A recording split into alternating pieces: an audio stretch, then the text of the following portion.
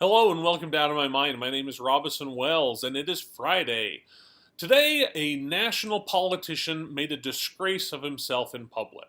I don't know if that's true. I haven't yet turned on the news today, but it's probably true.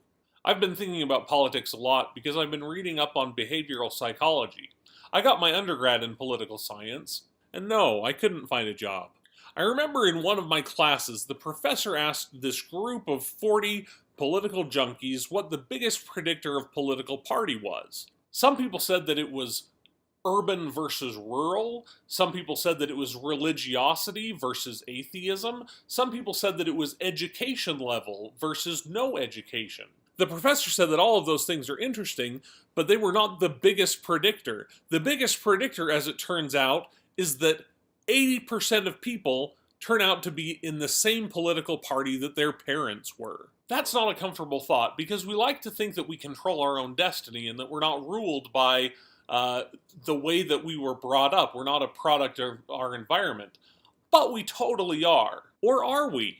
Does the fact that we vote the same way that our parents do really mean that we have been brainwashed by them over the course of our lives to believe the same way that they do? Recent studies say that there's more to the story, but are we going to like it? My guess is no. So behavioral psychologists have been looking at this, and they did some science, and they found that much of your political leanings are heritable, meaning it's in your genes. First, a quick primer on heritability. We talk about nature versus nurture. Nature is our genes, our DNA. Nurture is our environment. Scientists have studied the crap out of this, and there is a lot of science backing up all of these things that I can't go into in this 3-minute video, so go down and look in the description below, and you can find some links to some articles. An entirely heritable trait is something that is 100% caused by your DNA. For example, your eye color. An entirely non-heritable trait is something that is 100% caused by your environment. For example, a tattoo. And political party? 62% heritable. So only 38% of your political ideology is the result of talking politics over the dinner table and joining the Young Republicans in high school and marching in a gay pride parade. That's only 38%. The rest is caused by your genes.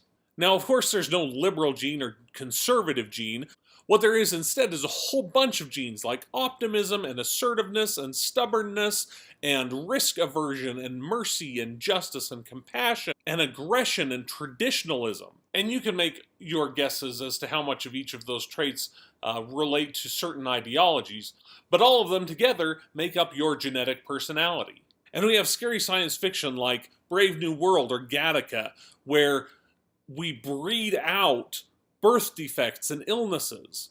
Are we going to see dystopian novels in the future where people breed out political leanings? Is it going to be something that you can test for in a 23andMe $100 DNA test?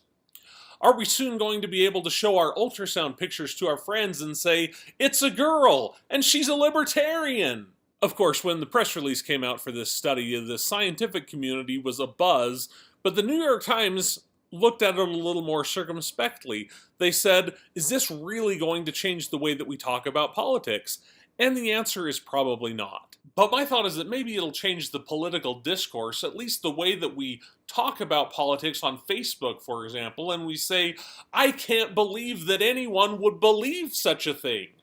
And maybe the reason that we don't understand why someone could be a libertarian is because we are genetically incapable of understanding libertarians. And maybe instead of getting in arguments and flame wars, we can just hug it out. Thanks for watching the episode. If you like what you see, please subscribe to the channel and give us a thumbs up in the comments below, and I would love to hear some comments from you and get a conversation going. So, comment below.